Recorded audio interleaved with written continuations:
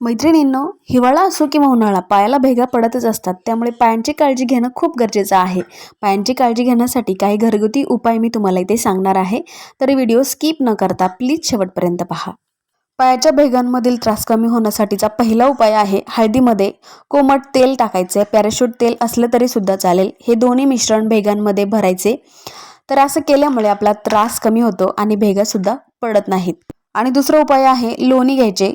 थोडंसं आंबे हळद आणि मीठ हे तिन्ही मिश्रण एकत्र रोज पायांना लावायचे. यामुळे आपल्या पायांना आराम पडतो. याशिवाय पायांना चंदन किंवा चंदन पावडर उगाळून लेप लावल्यासही भेगा कमी होतात. कडुलिंबाचा पाला घ्यायचे, कुटून त्याचा रस बनवायचे आणि पायांच्या भेगांना लावायचा आहे.